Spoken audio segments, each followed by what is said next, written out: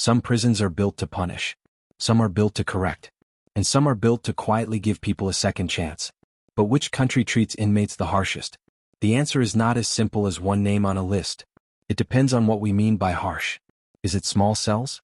Is it long sentences? Is it isolation? Or is it something deeper, like losing hope? Today we are not looking for shock. We are looking for truth. And the truth might surprise you. What does harsh really mean? When people hear the word prison, they often picture cold walls, metal doors, and strict guards.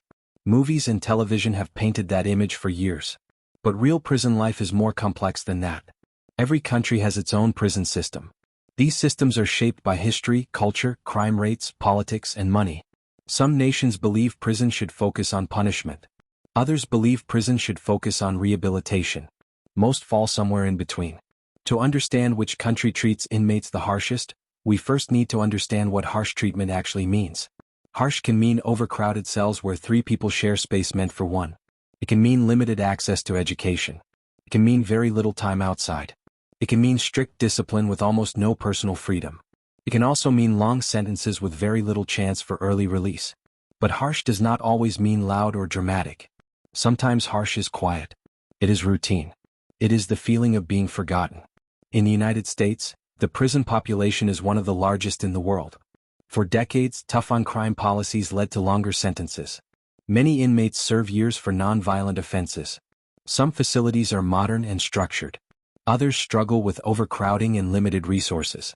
Overcrowding creates stress. When too many people live in a small space, privacy disappears. Tension rises. Programs like job training or counseling become harder to access because there are simply too many people and not enough staff. Yet at the same time, some American prisons offer college courses, therapy programs, and work opportunities. In certain states, inmates can earn certifications that help them find jobs after release. So the experience can vary greatly depending on location. Now look at the United Kingdom. UK prisons also face overcrowding challenges. Many facilities were built decades ago. Older buildings mean smaller cells and fewer modern resources. Staff shortages can make daily life more restricted. Movement inside the facility may be limited simply because there are not enough officers to supervise activities. In some UK prisons, inmates spend long hours inside their cells each day. Not because of punishment alone, but because of staffing and space limitations. When programs are reduced, rehabilitation becomes harder. Then there is Canada. Canada's prison system focuses strongly on rehabilitation. There are still security measures, of course. But many facilities emphasize education, mental health care, and reintegration planning. Indigenous overrepresentation remains a serious issue in Canada's system, and that brings its own challenges. However, the overall approach leans more toward preparing inmates for life after release. And then we look at countries in Northern Europe like Norway. Norway is often described as having one of the most humane prison systems in the world. Cells may look more like small dorm rooms. Inmates can cook meals. Education is strongly encouraged. The goal is clear: reduce reoffending by treating inmates with dignity. When people compare Norway to the United States or the United Kingdom, the difference feels dramatic. But it is important to understand context. Norway has a much smaller population. It also has lower overall crime rates. Its system is funded and structured around long-term social investment. So which country is harshest? If harsh means strict sentencing, the United States often stands out because of sentence length and high incarceration rates. If harsh means limited daily movement due to overcrowding, parts of the UK system struggle with that reality. If harsh means focusing more on control than rehabilitation, some systems around the world follow that model more closely. But harshness is not only about policy. It is also about what daily life feels like. Imagine waking up every morning in the same small room. The door opens at the same time. Meals are served at the same time. Recreation happens at the same time. Every day follows a schedule you did not choose. Now imagine doing that for 5 years. Or 10. Even in a clean, well-managed facility, the loss of freedom is heavy. Missing birthdays. Missing family events. Watching life move forward without you. That weight exists in every country. But systems make a difference in what happens next. In places where inmates have access to education, the days can feel purposeful. Time can be used to study, learn skills, or work toward change. In places where programs are limited, time can feel empty. And empty time can feel longer than it really is. Another factor is solitary confinement. In some countries, inmates may spend extended periods alone in high-security settings. Other nations use isolation more sparingly and for shorter durations. Research has shown that long periods of isolation can impact mental well-being. Because of that, some systems have reduced its use in recent years. Again, harshness is not always about visible conditions. It is about long-term impact. Recidivism rates tell part of the story. Recidivism means how often people return to prison after release. Countries that focus on rehabilitation tend to have lower reoffending rates. Countries that focus mainly on punishment sometimes see higher return rates. This raises an important question. Is a system truly harsh if it prevents people from coming back? Or is it harsher to release someone unprepared only for them to fail again? The answer depends on perspective. For many viewers in the United States, prison is often discussed in political debates. For viewers in the United Kingdom, it may be seen through news reports about overcrowding. In Canada, discussions often center around fairness and reform. But behind every statistic is a person who made a decision, a person who faced consequences, a person who wakes up each day inside a system designed by lawmakers, voters, and society. When we ask which country treats inmates the harshest, we are also asking what we believe prison should be. Should it be strict and unyielding? Should it focus on correction and opportunity? Should it balance both? In the next chapter, we will look closer at daily life inside 3 different systems. Not through drama, but through routine. Through schedules. Through access to education. Through the small details that shape long years. Because sometimes, the harshest part of prison is not what you see in headlines. It is what happens quietly every single day. A day inside the system. To understand which country treats inmates the harshest, we have to slow down. Not to look at headlines. Not to look at political debates. But to look at a normal day. Because prison is not one big dramatic moment. It is routine. It is repetition. It is structure. And structure can either build a person up slowly, or wear them down over time. Let's begin with the United States. In many American prisons, the day starts early. Lights come on. Counts are done. Breakfast is served quickly and on schedule. Movement is controlled. Every door, every hallway, every step follows a system. In lower security facilities, inmates may leave their housing units for work assignments. Some clean common areas. Some work in kitchens. Some join training programs. In certain states, inmates can take GED classes. A smaller number can enroll in college-level courses through partnerships with outside schools. But not all facilities are the same. In overcrowded prisons, movement can be limited simply because there are too many people. Programs fill up fast. Waiting lists grow. If an inmate wants to take a class, there might not be space. If someone wants counseling, appointments may take time. That waiting can feel heavy. In higher security facilities, daily life becomes even more restricted. Time outside the cell may be limited to a few hours. Recreation might happen in enclosed yards. Visits from family follow strict schedules and procedures. The loss of personal choice becomes the hardest part. When to eat, when to sleep, when to speak, when to move. Even small decisions disappear. Now let's look at the United Kingdom. UK prisons often operate in older buildings. Many were built decades ago. Cells can be small. In some facilities, 2 inmates share a space designed for 1. That alone changes the experience of daily life. Morning routines are structured. Meals are simple. Education programs exist, but staffing shortages sometimes limit how often inmates can leave their cells. In recent years, reports have shown that some inmates in overcrowded UK prisons spend extended hours locked inside their cells each day. Not always as punishment. Sometimes because there are not enough officers to safely supervise movement. Imagine spending most of your day in a small room, waiting for the next meal break or exercise period. That kind of schedule affects motivation. When programs run consistently, inmates can attend classes, learn trades, or participate in workshops. But when schedules are reduced due to staffing or space, the days can feel longer and less productive. Now consider Canada. Canadian prisons also follow structured routines, but there is strong emphasis on case management. Each inmate typically has a correctional plan. That plan outlines goals like education, behavior improvement, and skill development. There are still security levels from minimum to maximum. And in higher security facilities, movement is restricted. But many Canadian institutions prioritize access to mental health services and rehabilitation programs. Indigenous inmates represent a large portion of the prison population in Canada. This has led to specialized programs that aim to address cultural and community needs. While challenges remain, the system publicly emphasizes reintegration as a central goal. Daily life often includes work programs. Inmates might learn carpentry, cooking, or basic office skills. Some facilities encourage community-style living in minimum security settings. And then there is Norway. In Norway, the philosophy is simple. The punishment is the loss of freedom. Nothing more. In many Norwegian prisons, cells look more like small dorm rooms. Inmates may have a desk, a window without bars, and access to shared kitchens. They cook meals. They attend classes. Officers are trained to interact in a calm, professional manner. Security exists. Doors lock. Movement is scheduled. But the tone feels different.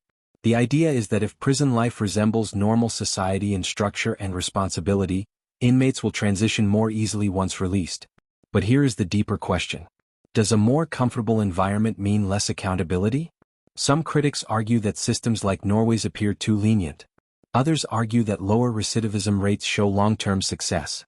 Now return to the United States. In America, sentences can be long. Some inmates serve decades. The scale of the system is massive. With such high numbers, resources stretch thin. Programs that work well in one state may not exist in another. That variation creates inequality inside the system itself. Two people committing similar crimes in different states may experience very different prison lives. In the UK, shorter sentences are more common compared to the United States. But overcrowding can make short sentences feel intense.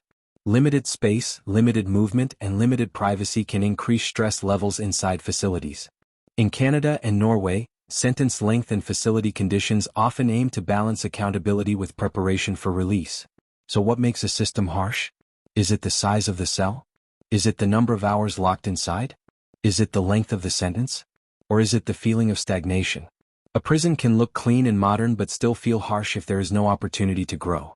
A prison can look older and stricter but still offer programs that give hope.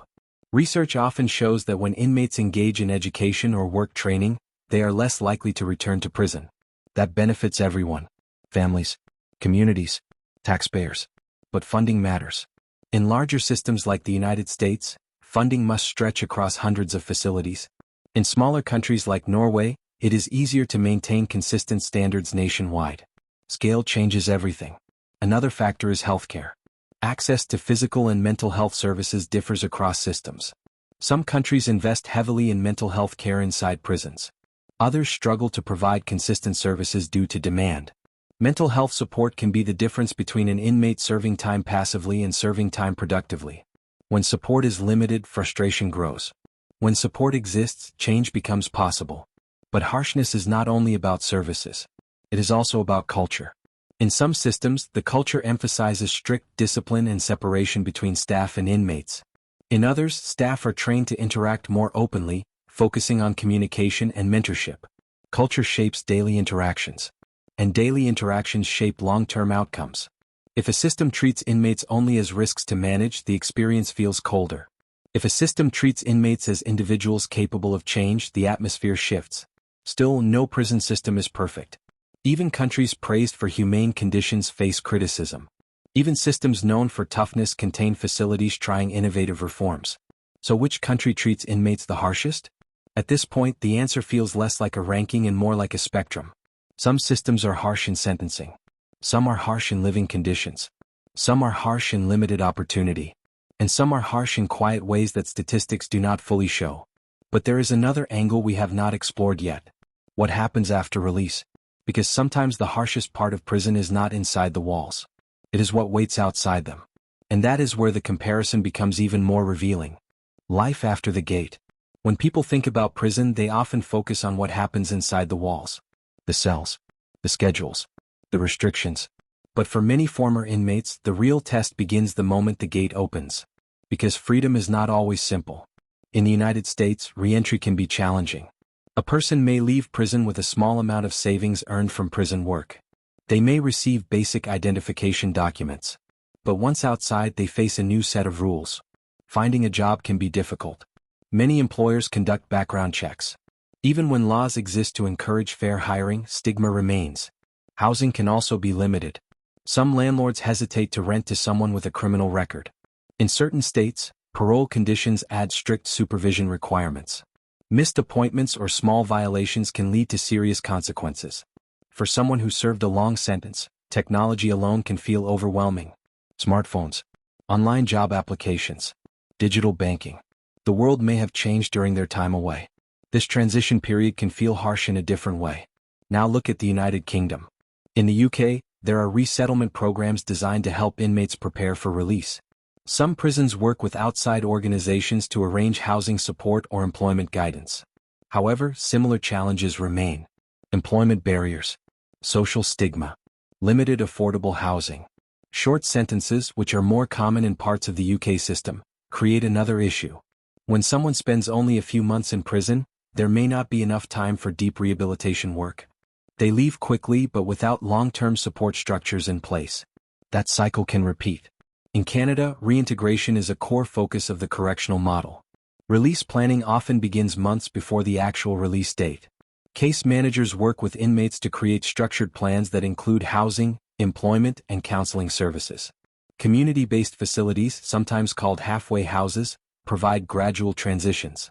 Instead of going straight from prison to full independence, individuals may live in supervised housing while adjusting to daily responsibilities. This step-down approach reduces shock. Norway follows a similar philosophy. Preparation for release begins early. Education and job training inside prison are designed to match real-world labor needs. Inmates may build resumes and develop work references before they leave. Because Norwegian prisons emphasize normalization, daily life inside already mirrors society more closely. That reduces the cultural gap between prison and freedom. Recidivism rates often reflect these differences. Countries that prioritize reintegration tend to see fewer repeat offenses. That does not mean crime disappears, but it suggests that preparation matters. Now return to the original question. Which country treats inmates the harshest? If harshness is measured by strict daily routines, many systems qualify. If harshness is measured by sentence length, the United States stands out compared to other Western nations. If harshness is measured by overcrowding and cell confinement, parts of the UK system face serious pressure. If harshness is measured by limited reintegration support, any system that releases people without preparation could be considered harsh. But there is something deeper. Harshness is not only about physical space. It is about opportunity. When an inmate wakes up each day with access to education, skill building, and counseling, time has direction. When an inmate wakes up each day with little to do but wait, time feels heavier. Opportunity shapes identity. Inside prison, identity can shrink. People are often known by numbers. Uniform clothing removes personal expression. Schedules remove spontaneity. But systems that offer responsibility slowly rebuild identity. Cooking meals, attending classes, working in supervised jobs. These activities remind individuals that they can contribute. Without that, prison can feel like suspension. Life paused without progress. In the United States, reforms have been growing. Some states expand educational programs. Others reconsider sentence lengths for nonviolent offenses. Technology programs are emerging. Partnerships with universities are increasing. In the United Kingdom, investment in staffing and infrastructure remains an ongoing topic. Modernizing facilities and expanding rehabilitation programs continues to be discussed. In Canada and Norway, challenges still exist. Funding limits, public debate, community concerns. No system operates without criticism. But the global trend shows something important. Countries are slowly asking not just how to punish crime, but how to reduce it long-term. And that changes the definition of harsh. A system that feels strict but lowers reoffending may protect society more effectively. A system that feels tough but leads to repeated incarceration may create longer cycles. For families, the difference is personal. Children grow up while a parent is away. Letters replace daily conversations. Video calls replace hugs. When release finally happens, relationships must be rebuilt. In systems that support family contact, bonds are easier to maintain.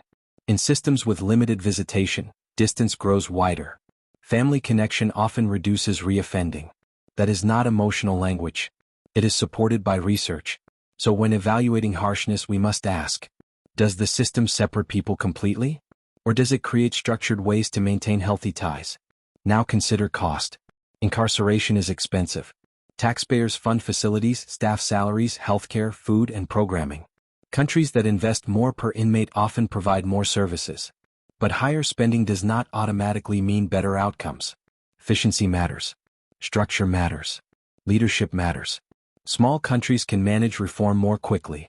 Larger countries face complex political systems and regional differences. The United States, with its state-by-state structure, experiences wide variation. Norway, with a smaller centralized model, maintains more consistency. The UK and Canada fall somewhere in between. Consistency affects fairness. Two inmates in different regions of the same country may experience very different prison conditions. That reality complicates rankings. Because when we ask which country treats inmates the harshest, we are comparing broad systems made up of hundreds of individual facilities. And inside each facility are individuals with different experiences. Some find mentors inside prison. Others struggle in silence. Some earn degrees. Others wait on long lists. Some leave with job offers. Others leave with uncertainty. The answer is not simple. But patterns are clear. Long sentences without strong rehabilitation can feel deeply harsh. Overcrowding that limits daily movement can feel harsh. Isolation without support can feel harsh. Release without preparation can feel harsh. On the other hand, structured accountability combined with opportunity can transform prison time into a turning point.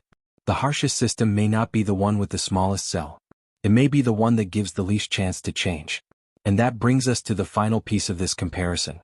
Because beyond policies, budgets, and philosophies, there is one factor that shapes everything. Public opinion.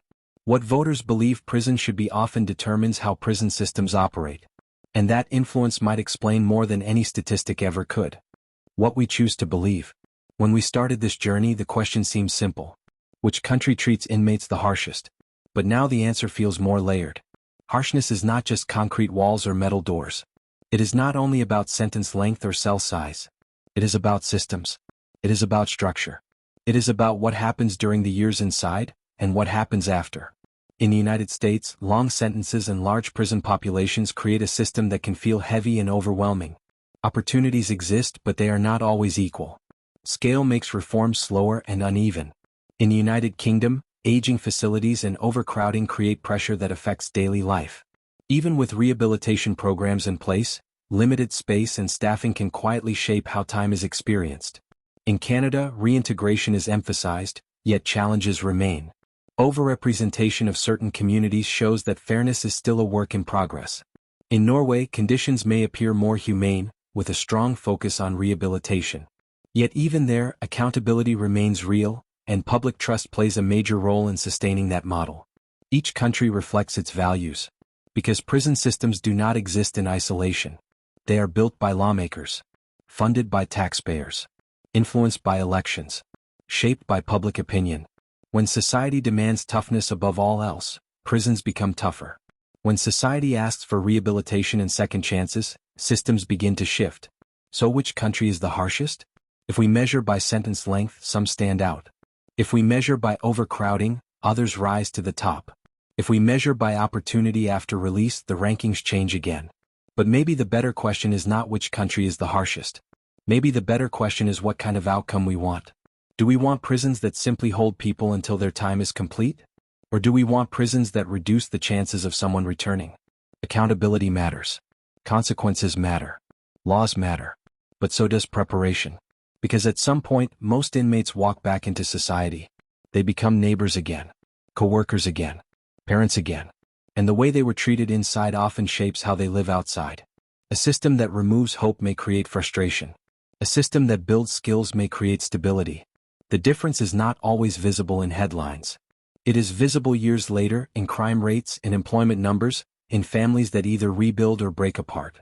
Harshness without purpose can become a cycle. Structure with opportunity can become a turning point. This is not about ranking countries like a scoreboard. It is about understanding that prison reflects society's beliefs about justice, safety, and human potential. No system is perfect.